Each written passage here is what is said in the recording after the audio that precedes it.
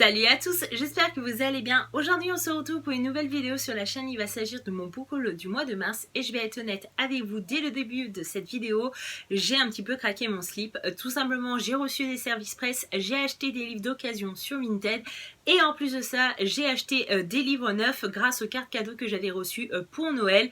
Donc voilà, je me suis fait un petit peu plaisir, voire beaucoup plaisir, et du coup, pour éviter que ça soit une vidéo trop longue pour vous à regarder, parce que c'est pas forcément agréable, j'ai décidé de couper cette vidéo en deux. Donc aujourd'hui vous aurez la première partie du book haul du mois de mars et donc j'attendrai 2 ou 3 semaines peut-être pour vous mettre la deuxième partie du book haul du mois de mars. J'espère que ça vous plaira de cette façon là.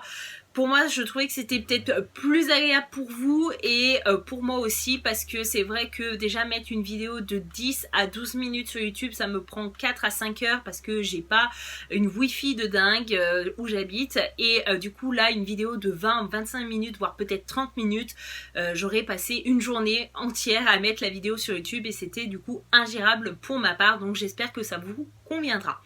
On commence du coup cette vidéo avec les services presse que j'ai reçus durant le mois de mars. Le premier livre, il s'agit de 13 minutes de Sarah Pinborough, publié aux éditions Bragelonne. Donc là c'est le format poche. Ce livre est sorti il y a déjà pas mal de temps en librairie. Dans cette histoire, nous allons suivre une jeune adolescente qui a 16 ans, qui s'appelle Natacha et qui se retrouve comme ça dans des eaux glacées d'une rivière. Elle ne sait pas qu'est-ce qu'elle fait là, elle ne sait pas qui l'a amenée là et qu'est-ce qui s'est réellement passé. C'est le flou total pour Natacha et elle va commencer à se méfier de ses amis. Alors oui, on ne devrait pas se méfier de nos amis, mais au final peut-être que les apparences sont parfois trompeuses et qu'il faut parfois se méfier des personnes qui sont le plus proches de nous. Ensuite, j'ai également reçu Ceux qui sauront de Pierre Bordage, publié aux éditions Flammarion. Donc je crois que c'est un livre qui est sorti il y a déjà pas mal d'années et les éditions Flammarion ont décidé de le republier avec une nouvelle couverture, etc. Peut-être que je me trompe, mais je crois que c'est ça.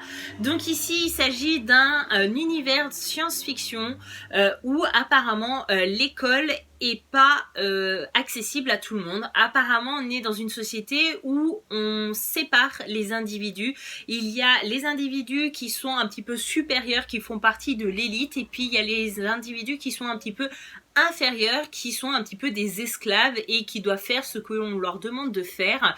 Et du coup, vous pouvez bien imaginer que les individus appartenant à l'élite ont accès à l'école, mais que les membres inférieurs de la société n'ont pas le droit d'accéder à l'école. Et comme vous pouvez vous en douter, c'est une dystopie, et comme dans toute dystopie, on va être confronté à des personnages qui vont essayer de se rebeller contre ce système injuste. De la part des éditions Flammarion, j'ai également reçu La fille seule dans le vestiaire des garçons de Hubert Ben Kemoun. Ici, nous allons suivre une adolescente qui s'appelle Marion, qui a toujours rêvé d'embrasser un garçon et son rêve va devenir réalité. Elle va avoir l'occasion d'embrasser pour la première fois un garçon.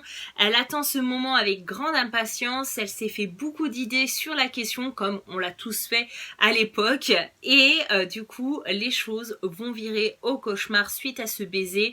Ça va être l'enfer pour Marion et elle est très déçue. Et il me semble que quand j'avais lu le communiqué de presse pour savoir si j'acceptais de recevoir ce livre ou non, il me semble qu'on parlait de harcèlement scolaire, et c'est d'ailleurs pour ça que j'avais décidé de le recevoir et de le découvrir. Et donc le dernier service presse que j'ai à vous présenter dans cette vidéo, il s'agit de The Best Lies de Zara Lio, publié aux éditions Bragelonne. Ici, et on va être dans une histoire avec beaucoup de personnages et j'espère que le résumé que je vais vous faire va être assez clair, parce que déjà moi j'ai dû me faire un schéma pour pouvoir comprendre. Du coup, dans cette histoire, nous allons suivre une adolescente qui s'appelle Rémi, qui décide de sortir avec son petit ami Jacques et sa meilleure amie qui s'appelle Élise, je ne sais où. Et en fait, la soirée va être dramatique puisque la seule chose dont elle va se souvenir, Rémi, c'est qu'elle va avoir le sang de son petit ami sur les mains. Donc voilà, Jacques est décédé. Et le pire dans tout ça, c'est que c'est sa meilleure amie, Élise, qui a appuyé sur la détente. Et en fait, Rémi est vraiment dans le flou total. Elle est vraiment perdue parce que pour elle, sa meilleure amie Élise n'a pas pu faire ça. Donc elle va essayer de mener l'enquête pour un petit peu démêler le vrai du faux et peut-être innocenter sa meilleure amie parce que elle ne peut pas perdre à la fois son petit ami et sa meilleure amie. Ça fait un petit peu trop. Et voilà, moi personnellement, je pense que c'est un livre qui va parler un petit peu du stress post-traumatique quand on vit quelque chose d'assez horrible et je pense que Rémi n'est pas dans son état normal, donc il y a pas mal de choses qui doivent être oubliées par sa mémoire, par sa conscience et du coup j'ai hâte de vraiment comprendre ce qui s'est passé ce soir-là. Ensuite j'ai craqué pour 2 livres d'occasion sur Vinted, donc c'était la même vendeuse qui vendait ces 2 livres et je crois que j'ai payé 5 € les 2 livres plus les frais de port, donc pour moins de 10 € j'avais ces 2 livres donc j'étais super contente. Donc le premier il s'agit du tome 1 de la saga Le Joyau de Amy Ewing publié aux éditions Robert Laffont dans la collection R, donc c'est un bouquin que je voulais depuis très longtemps et je suis super contente de l'avoir trouvé en occasion. Donc ici on est dans une société un petit peu particulière puisque les personnes qui sont placées très haut dans la société au niveau social peuvent acheter des adolescentes, des jeunes femmes pour qu'elles deviennent des mères porteuses. Et ici on va suivre le personnage de Violette qui va être achetée comme mère porteuse par la duchesse du lac. Et d'après tout ce que j'ai pu lire dans le résumé, cette société est juste horrible. Il se passe beaucoup de choses malsaines qui ne devraient pas se passer. Il y a beaucoup de trahison entre les gens riches, etc. Apparemment c'est vraiment très intense comme univers. Et en plus de ça, Violette, eh ben, elle a pas de chance. Elle va apparemment tomber amoureuse d'un garçon. Comme vous pouvez vous en douter, ça va être un petit peu compliqué pour eux de mener leur vie amoureuse puisque je pense qu'elle n'a pas le droit de tomber amoureuse d'un garçon et d'avoir une relation avec un garçon. Et je pense qu'on est dans un univers dystopique où Violette et peut-être son copain vont essayer de se rebeller contre ce système et vous savez que c'est le genre de lecture que j'adore. Ensuite du coup la même vendeuse vendait Comment disparaître de Sharon Hughes Hot publié aux éditions Hugo Roman. Donc ici on va parler du coup des réseaux sociaux et je sais pas, ce livre me parlait plutôt bien. Après je serais incapable de vous faire un résumé assez clair, c'est pour ça que je vais vous lire le résumé. Quand sa meilleure amie et unique amie Jenna déménage à plusieurs centaines de kilomètres, Vicky se retrouve seule. Elle qui déteste l'imprévu et surtout parler à des inconnus, se retrouve face à un véritable challenge: comment survivre dans la jungle du lycée. D'autant que de son côté, Jenna semble s'adapter parfaitement à sa nouvelle vie.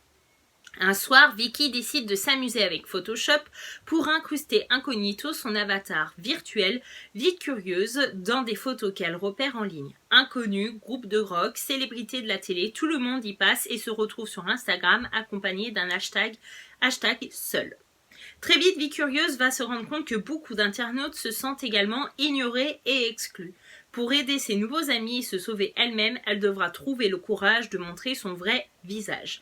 Donc d'après ce que j'ai compris, on va être sur les réseaux sociaux. Vicky va se sentir très seule et pour cela, elle va se créer une personne virtuelle avec une vie fausse et peut-être que c'est un cercle vicieux dans lequel il ne faut pas plonger. Et les 2 derniers livres que j'ai à vous présenter dans ce book haul, il s'agit des 2 livres neufs que j'ai achetés à la librairie de ma ville. Et pourquoi? Bah tout simplement parce que un des auteurs était en dédicace chez moi et j'étais très étonnée d'avoir un auteur assez connu qui vient de se perdre dans une petite ville d'Isère, donc j'étais super contente. Donc le premier, il s'agit de Regarde de Hervé Comer, publié aux éditions Fleuve Noir. Donc c'est le dernier livre qui a été publié de cet auteur et donc c'est cet auteur là qui était à la librairie de chez moi, donc j'ai eu droit à une jolie dédicace, voilà. Et pourquoi j'ai décidé d'acheter ce livre-là de cet auteur? Tout simplement parce que le personnage principal qu'il a utilisé dans ce roman s'appelle Mylène, tout comme moi, et du coup j'adore lire un roman dont le personnage principal a le même prénom que moi. Ici donc Mylène, à l'époque, elle était avec son copain.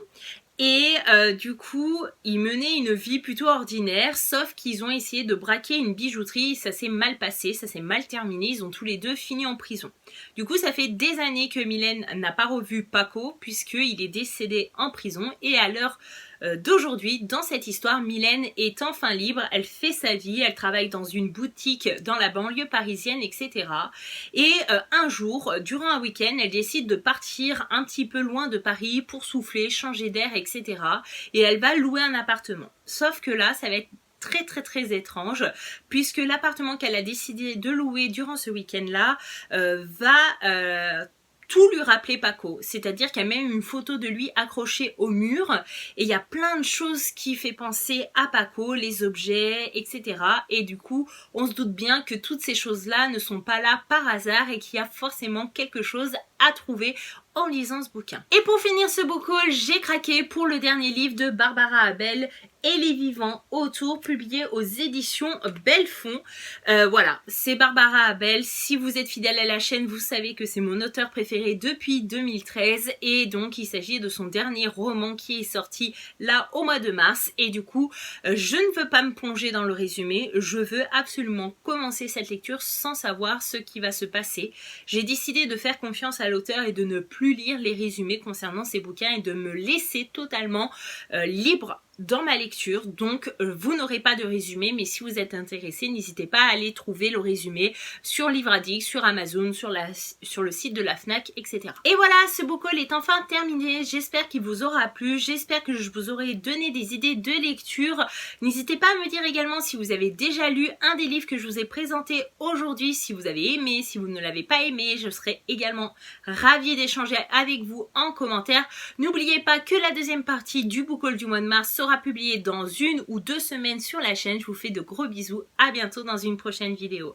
Bye bye!